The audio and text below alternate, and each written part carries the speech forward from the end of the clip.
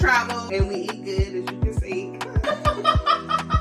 We do. And we drinking some champagne, some sparkling wine. So we do like going out and doing things. But we wanted to do this installment about date nights, right? Because we regularly do date nights.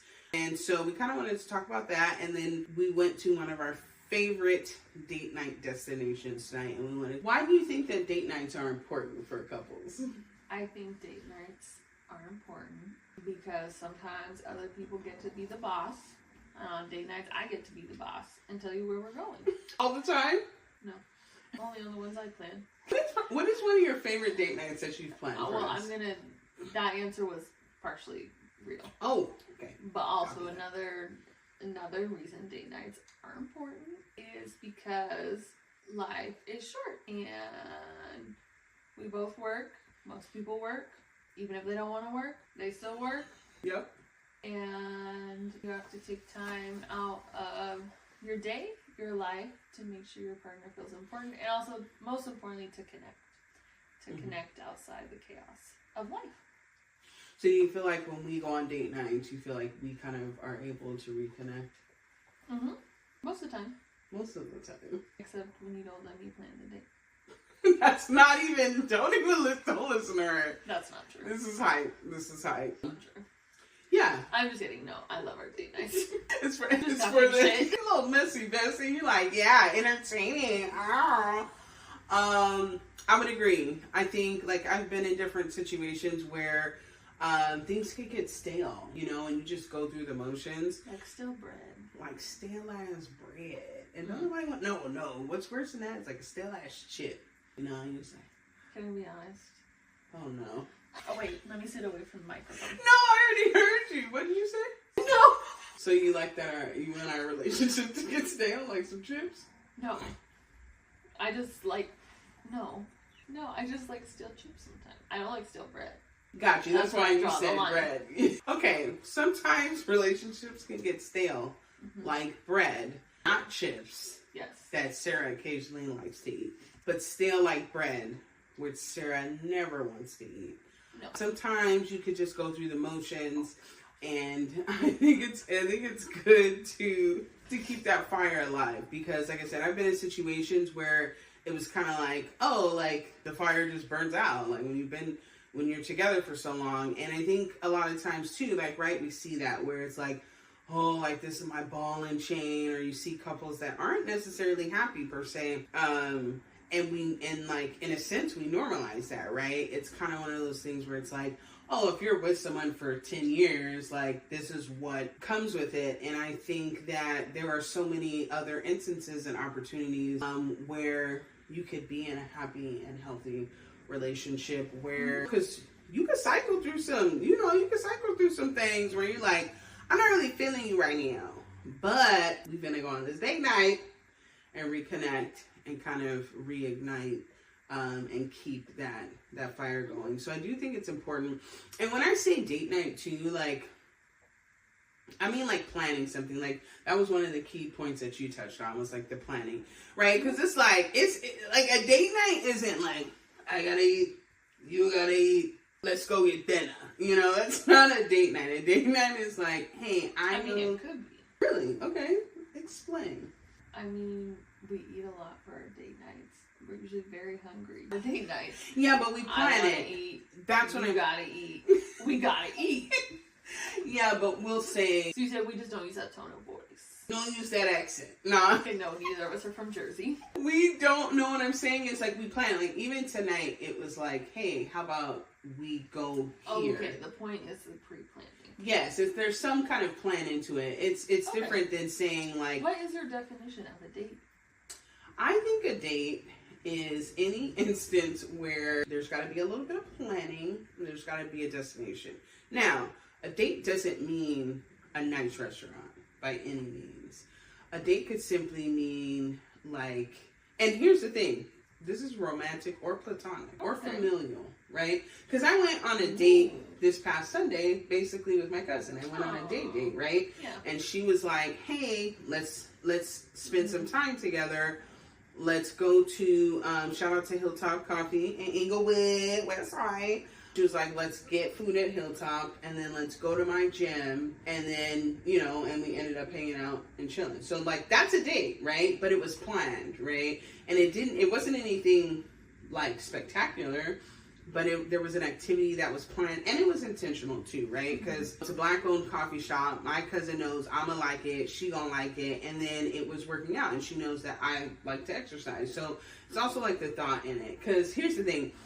There's stuff that I know that you're not into. If I'm like, hey, yo, I got tickets to the Super Bowl, like, let's go on a date. You're gonna be like, all right, cool, but like, that's not your bag.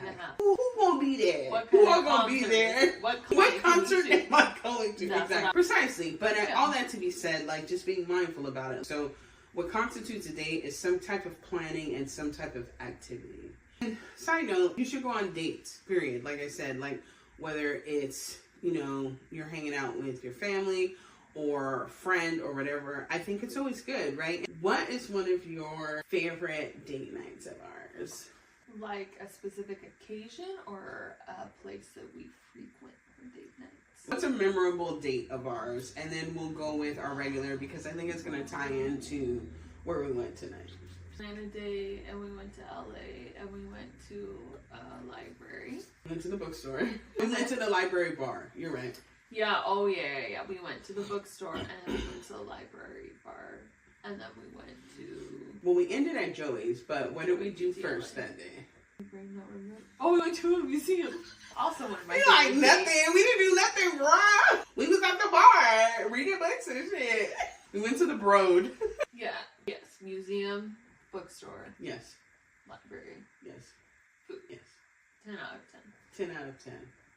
And I did that intentionally because Sarah is not from California or Los Angeles area. And so, you know, LA is broken up into different pieces. So I thought that was very, like, we were, you know, it was like, LA.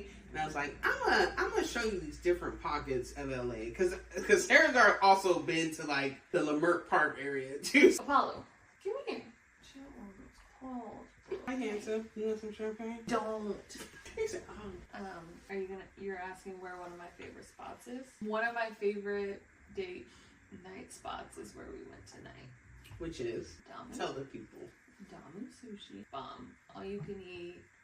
They have 3 different tiers. They have bluefin tuna, which is, their fish is fresh. Mm-hmm. Yeah, everything is good. Put yourself on the wait list if you're going on a Friday or Saturday night. It's for shoulder lean. But it's hashtag worth it. Yeah, it's bomb. You like it. I like it. Actually, no, I love it. Okay. Yeah, Sushi Damu, it's in Tustin. So if you are in Southern California, it is definitely worth the drive. What was your favorite thing from Sushi Damu tonight? Damu sushi. Sushi Damu? Sushi Damu. My favorite thing, the salmon. I am a salmon girly, but tonight the salmon was... I was the yellowtail. Thanks for asking. You didn't ask me no questions. I did ask you a question. What question did you ask me? What was the definition of a date? You are right. You got me. You caught me there. How'd you lay these edges down? I love you so much, baby. We're going to take a quick commercial break. We're just breaking. Not up, because we love each other for life. For our life.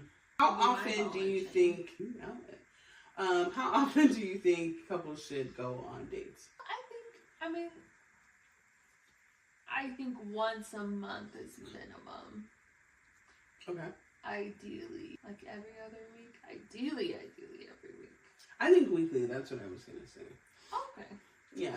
Also, I do want to point out that we are childless. Apollo here, he can stay home alone without a babysitter. That's true. Adding in the stress. You're right. And the work of raising a child, date nights are not as accessible. So we do recognize our privilege. Okay. As childless women. You recognize your privilege. Don't try and bleed that onto me. We recognize our privilege as single. We are single. Are you trying to break up with me? You tried to break up with me twice on this. We recognize that we do not have children, and so yes, I would say for us, we shoot to do once a week. I was thinking like, also that's where date nights I think can be different is that if something is planned, like if you have kids and your partner, spouse, plans a movie night after the kids go to sleep and sets up a cute little movie night, that to me would still count as a date. Sexy, yes, because it's planning. It's an activity. Oh, for the lady. What are you looking at on me? Your watch. My mama got me this watch. Say, who gave you that watch? Big Cindy. Calvin Klein, baby. What's up? But yeah, like on a standard week, if we don't plan a date, like low-key, you know, I'm feeling a little salty. Really? Do you? Sometimes. If I've been planning Catch stuff. me planning a date every week, every weekend. No, because I think we do have a good balance. But like, if it's a situation where it's like I'm planning stuff, Yeah. and then it's like a weekend where it's like, are you on call? And you're like, no, and I'm like, is that the thing? Right? Very rarely happens. And I would say even sometimes, because I'm dramatic, like even when that does happen, usually. Wait, no, what did you say? Sarah, I'm gonna hurt you when I turn this camera off.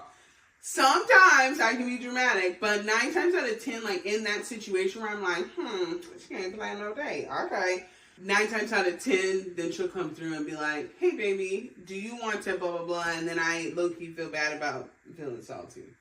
You know, get the flowers, and it don't have to be expensive stuff. Like, again, like what we're talking about, like we were saying, is like, it doesn't have to be expensive, and it doesn't have to be fancy, and it doesn't have to be all of that, at least for us.